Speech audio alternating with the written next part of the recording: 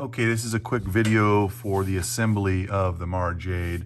Don't pay attention to my other stuff that I have. I just kind of scooted my current project out of the way while I'm making this. So you see everything that you'll get with it, except for I haven't taken out the screws because I'm not going to take out the little screws that go in here. There's 24 of them that you'll get. Okay, they are 440 by 1/8 inch button socket cap screws. Okay, so if you need to replace those at some point, you know what they are. You'll also have one blade set screw. This is a 6/32 by 1/4 inch. You'll have one screw for your CoverTech wheel, and that's a 6/32 by 7/16 button socket cap. And then you'll have one screw for to hold your box on, which is a 440 by 3/16 button socket cap. Okay, I will show you how to put a couple of those things on. So the first thing to notice is that's where your blade set screw goes, right there. It may appear that that you can take this emitter off. You cannot. Don't take the emitter off. Okay, we made some post-production decisions on it, and it does not come off. You take it off, you ruin your saber. That's on you. All right, so the first thing you're going to do is you're just going to remove the grip. This all comes apart. Your pommel also comes off if you'd like. Okay, there you go, pommel off. There's your grip. All right, so the first thing that you do is you get your T-Tracks. This is made of anodized aluminum. It's one piece so that you're not gonna have to worry about T-Tracks falling off, okay? And this slides on. You may have to just give it a little bit of a cajoling, but it should be relatively tight, okay? And you should use a little dab. I'm not going to do it on this one because this is not mine, but a little dab of super glue. Just put a couple of little dabs right there, and slide it up. These two holes that you see here should be right in the middle. So I personally just eyeball it. There you go. That looks good. Slides right up. This fin does not line up exactly with this hole because there's 7 of these and they don't have an exact spacing, okay? So now that you've got that glued on, that's where you're going to put your blade set screw, right in there, okay? And I think I actually put one in here. Yeah, there's one in here. We decided to go with a little longer blade set screws on these guys. And this is not the one we're going with.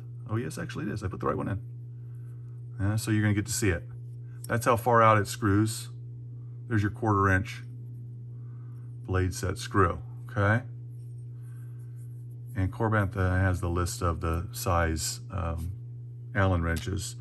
I think it's a 3/16, but I don't remember off the top of my head, okay?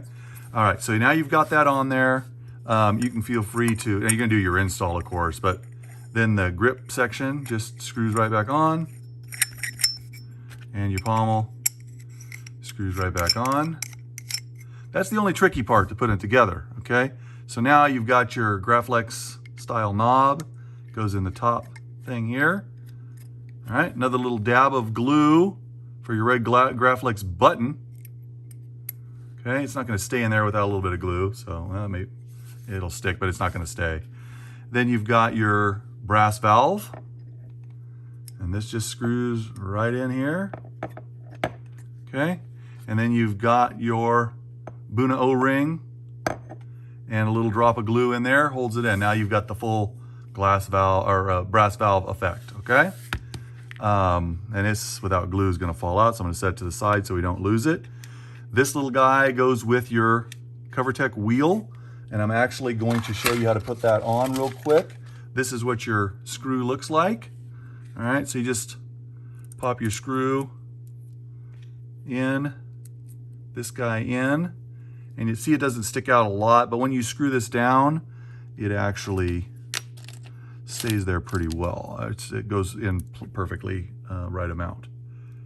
So I'm going to pop this over here. There's your, you should do this after you put all your screws in your grip, by the way. Like the last thing on your assembly is this guy. So see how that goes? It's machined to fit perfectly in there, okay? And then your box is also very straightforward.